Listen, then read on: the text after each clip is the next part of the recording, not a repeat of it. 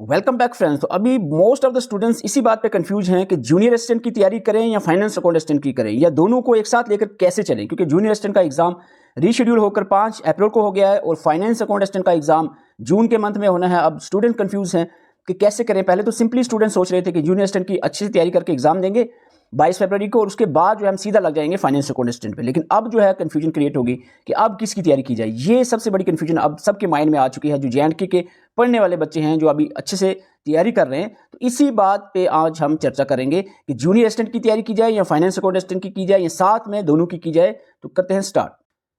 सबसे पहले मैं थोड़ा सा आपको कुछ चीज़ें मैं आपके सामने रखूंगा, एक सिनेरियो आपके सामने रखूंगा। हम ये चीज़ें हैं, ऐसे ऐसे हैं। अपने देखो, आप मुझसे भी समझदार हैं, आप खुद भी अंदाजा लगा सकेंगे कि हमें क्या करना है। मैं थोड़ा सा आपके सामने ब्रीफ करने की कोशिश करूंगा जूनियर असिस्टेंट और फाइनेंस अकाउंट असिस्टेंट को। सबसे पहले मैं आपको पोस्ट के रिलेटेड बताऊंगा। ये जो दो पोस्ट हैं, जूनियर असिस्टेंट और finance account assistant, junior assistant की 342 वैकेंसीज है, फाइनेंस अकाउंट असिस्टेंट की 600 पोस्ट आई है। लेवल ऑफ पोस्ट की बात करें, जूनियर असिस्टेंट 4 लेवल का है और फाइनेंस अकाउंट असिस्टेंट अच्छी पोस्ट है, काफ़ी अच्छी है, 5 लेवल की पोस्ट है। और स्किल टेस्ट टाइपिंग की बात करें, जूनियर असिस्टेंट में टाइपिंग है, फाइनेंस अकाउंट असिस्टेंट में टाइपिंग नहीं है। सबसे पहला तो वो स्टूडेंट जिनको टाइपिंग अभी 35 भी नहीं निकल रही है, 30 से भी नीचे हैं, देख लो एग्जाम क्वालिफाई करने के लिए 35 ही, बेशक क्वालिफाई करने के लिए 35 है, लेकिन ये नहीं है कि 35 आगे तो सिलेक्शन हो जाएगी। तो इसमें नंबर भी आपने लेने हैं, 45 प्लस आपकी होनी चाहिए अगर आपको सिलेक्शन चाहिए। अगर आपकी अभी 30 से भी नीचे है तो आप दूसरी बात सोचने की, मेरे ख्याल से सोचने की जरूरत नहीं है, वो सीधा सीधा शिफ्ट कर दें पूरा फोकस फाइनेंस अकाउंट असिस्टेंट पे, पहली बात।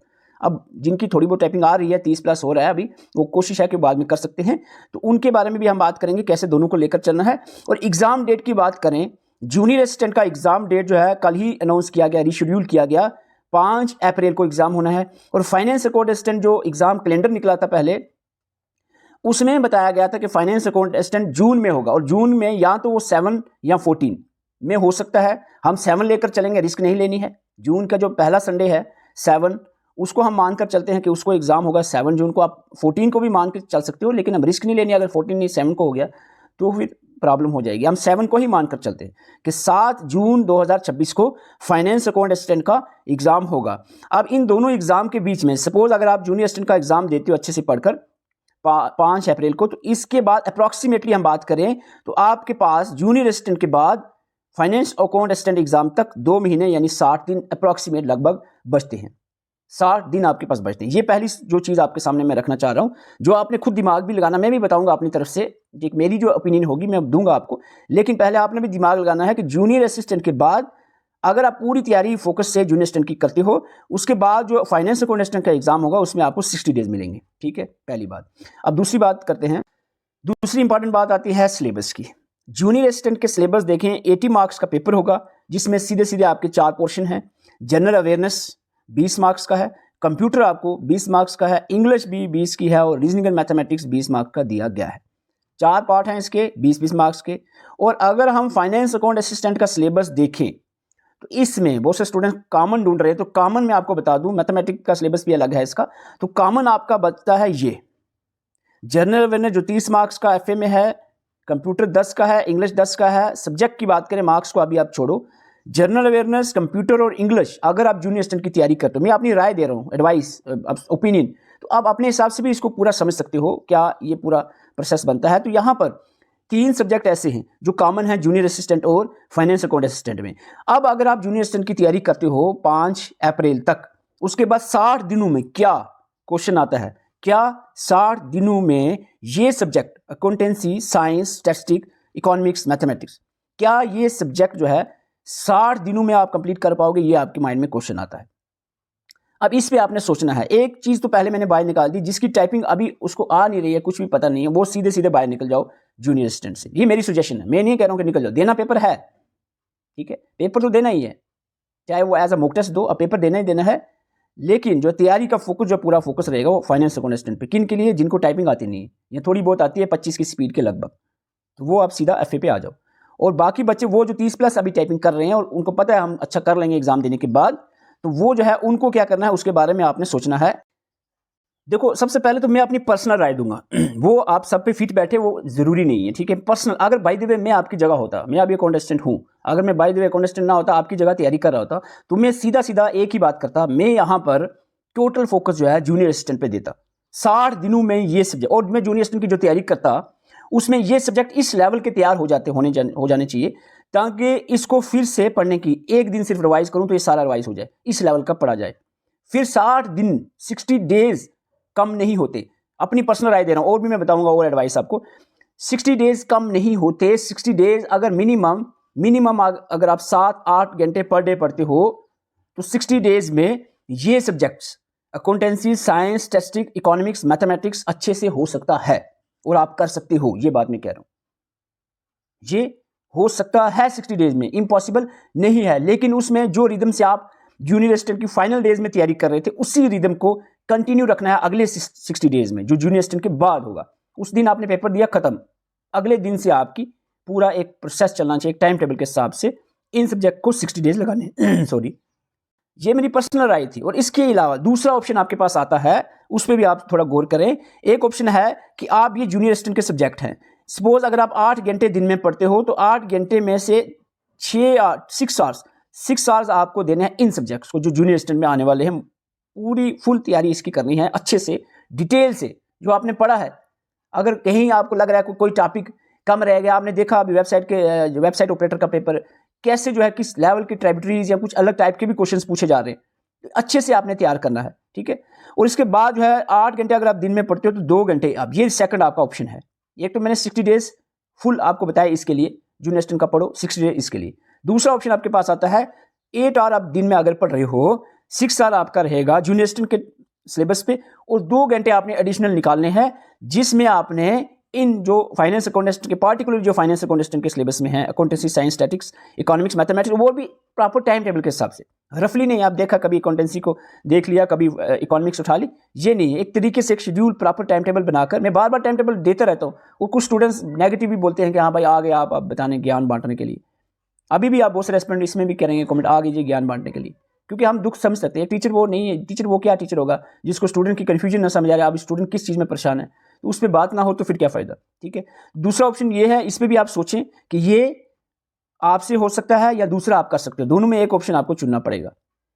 6 आवर्स स्पेशल जूनियर असिस्टेंट के सब्जेक्ट्स को और 2 आवर्स इकोनॉमिक्स के जो सब्जेक्ट्स हैं उनको आपने देने हैं।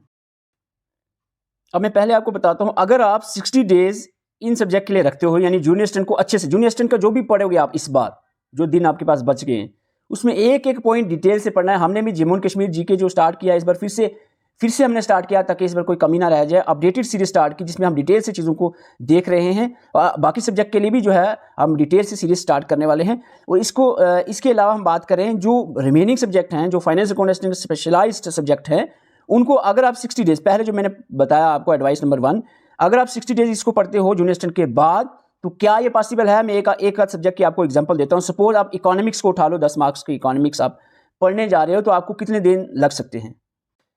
हमने जो लेक्चर्स प्रोवाइड किए हैं, देखो हम बात करते हैं पॉइंट टू पॉइंट, जो काम की बात है, फालतू की इधर उधर की बात हम करते नहीं हैं, और एग्जाम ओरिएंटेड ही सारी चीज़ें होती हैं।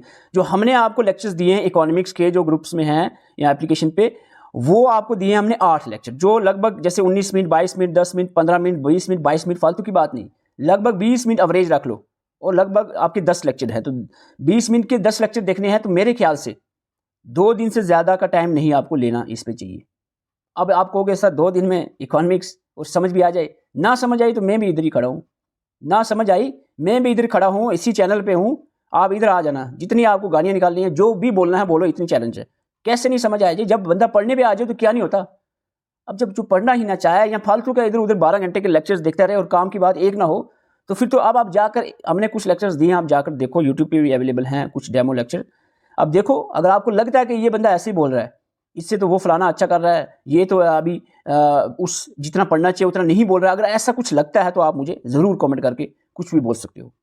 10 लेक्चर्स देखने हैं, 10 लेक्चर देखने। मैं जब अकाउंटेंसी पढ़ा था अकाउंटेंट के टाइम में, तो मैंने लगभग जो है किरण सर, सबको पता है किरण सर अकाउंटेंसी पढ़ाते हैं, हमने भी पढ़ी उनसे। किरण सर के लेक्चर्स मेरे ख्याल से 60-65 लेक्चर थे, 2 दिनों में 65 लेक्चर को देख लिया, समझ भी लिया। हो जाता है जब बंदा हार्ड वर्क पे आए तो क्या नहीं होता। ये 10 लेक्चर नहीं आपको 2 दिन में देखने जाएंगे, ठीक है। आपको कि ठीक है लेक्चर 2 दिन में देख लेंगे, तो याद कैसे रहेगा वो बताते हैं। फाइनेंस अकाउंटेंट की जो इकोनॉमिक्स की ई बुक हमने तैयार की है वो 22 पेजेस की है सिर्फ।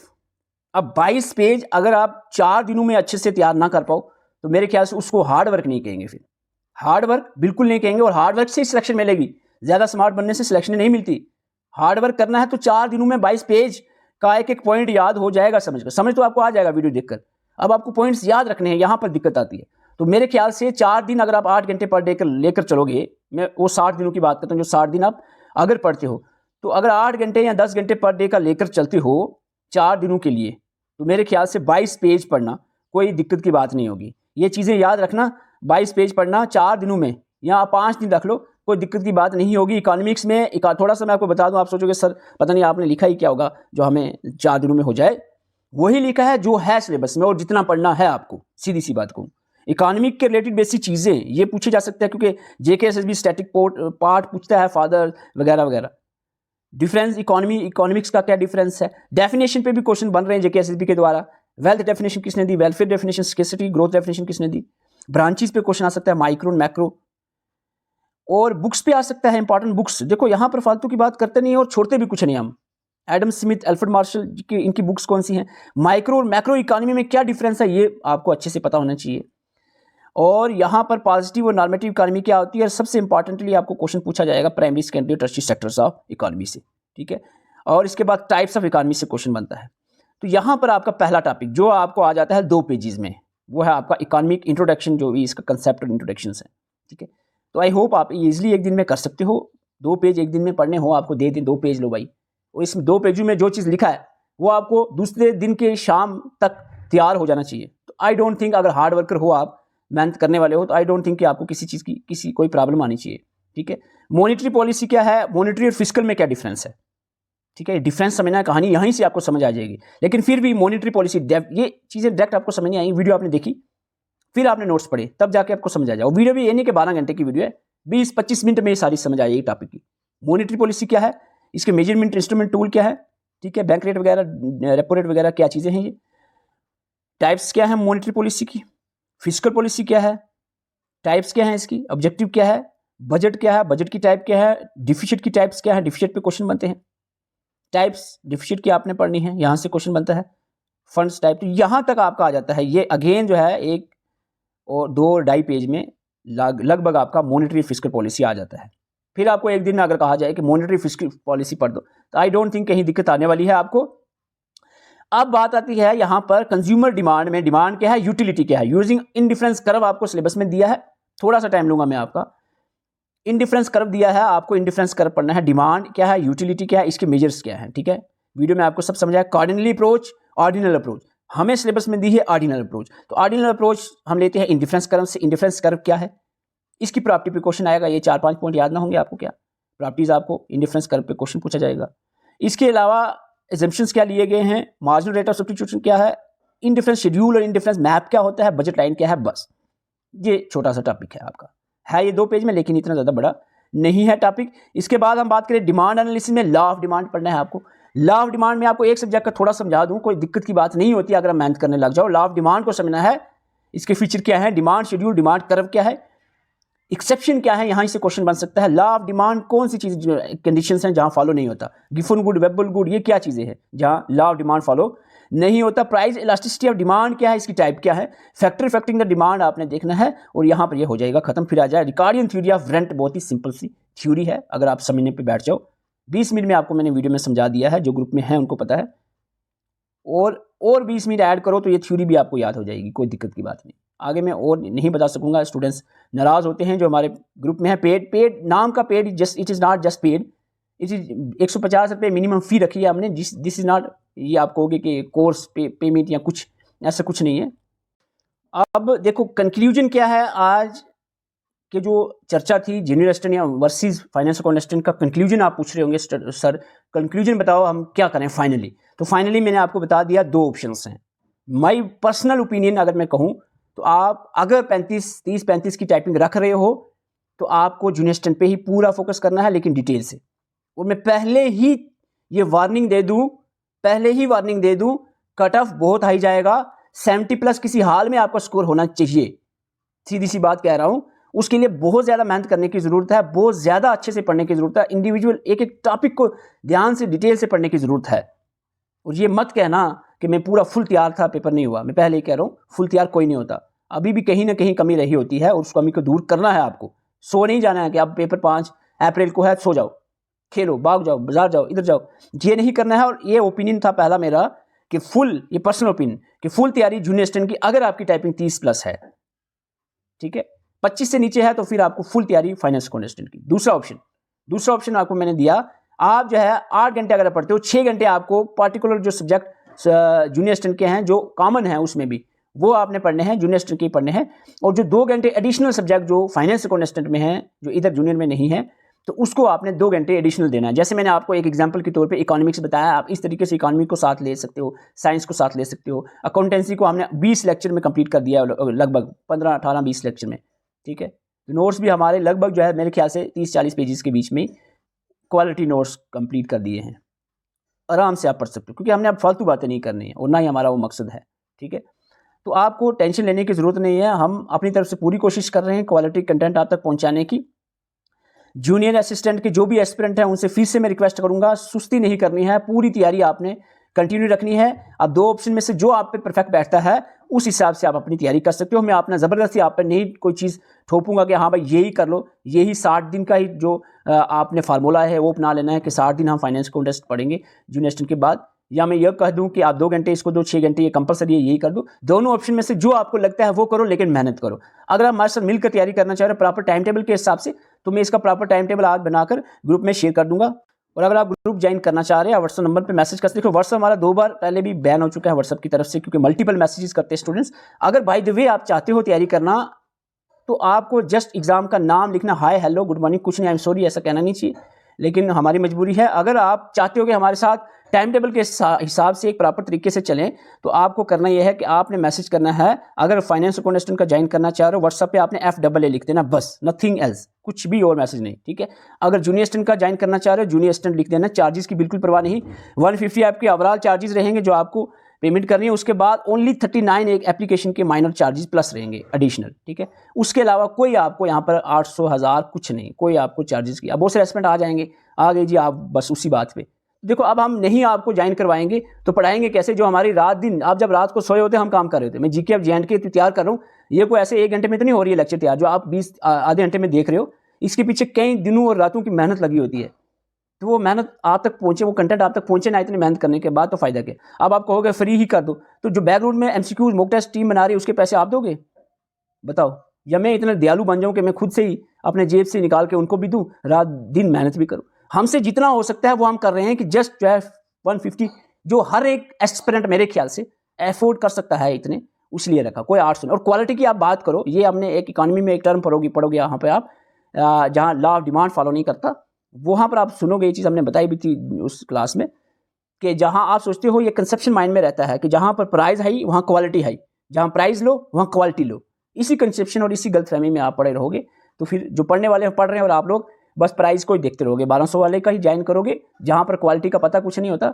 और जहाँ क्वालिटी होगी उसको आप सोचोगे ये क्या 150 में करेगा, पढ़ा लेगा। तो वो इसलिए हमने हर एक पार्टिकुलर सब्जेक्ट को, कोई आपको नहीं देगा। किसी चैनल पर जाओ आप, कहीं आपको दिखेगा सीक्वेंस में, आपको मैं टेलीग्राम में शेयर करता हूँ कि हाँ ये डेमो लेक्चर हर एक सब्जेक्ट के, कोई नहीं देता। कहाँ से देगा? क्योंकि उनको पता ही नहीं कौन सा टीचर क्या पढ़ा रहा है, ठीक है। तो यहाँ पर आपको एक तरीके से तैयारी करवाई जा रही है, और कभी भी कमेंट करके डिसरिस्पेक्ट नहीं करनी होती है टीचर की। तो ये एक मजबूरी है कि हमने मिनिमम चार्ज रखे हैं, क्योंकि बैकग्राउंड में टीम में काम करना होता है, तो एक्सपेंसेस भी होते हैं, तो उसके लिए ये काम हमें करना पड़ा। अदरवाइज फ्री रखे फिर वो वैल्यू बिल्कुल खत्म कर दोगे आप। 150 में भी आपको वैल्यू नहीं लग रही है, आप सोच रहे हो अभी माइंड में बहुत सारे रुपये आ रहा है कि क्या ही कंटेंट होगा यहाँ पर।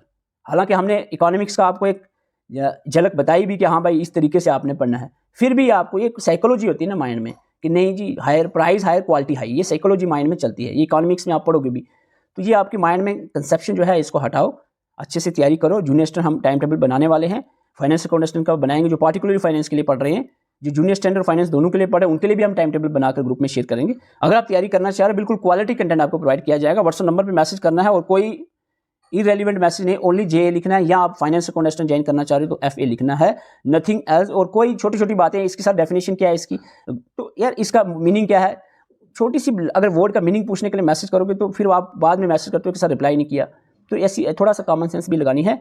तो अगर छोटी सी डेफिनेशन का मीनिंग पूछना है तो आप ChatGPT का इस्तेमाल कर सकते हो, AI का कोई टूल गूगल पे सर्च कर सकते हो। तो ये एटलीस्ट इतना आपको समझना है। मैसेज मैं नहीं करूँगा, सीधी सी बात है इस छोटी छोटी बातों का, और आपको दिक्कत आने ही नहीं वाली है, आपको कन्फ्यूजन होने ही नहीं वाली है। कन्फ्यूजन वाला काम ही नहीं करते हम, क्या आप सोचो कन्फ्यूजन हो जाए, कन्फ्यूजन होने ही नहीं देंगे हम आपको। कन्फ्यूजन की बात ही नहीं है, सीधा आपने तैयारी करनी है, वीडियो देखनी, नोट्स पढ़ने, एमसीक्यू, सीधा बस 3 काम होते हैं वो आपने करने हैं। Thank you for watching. सुस्ती नहीं करनी है, अपनी मोटिवेशन को बरकरार रखें, जैसे पढ़ रहे थे वैसे ही कंटिन्यू रखें। Thank you.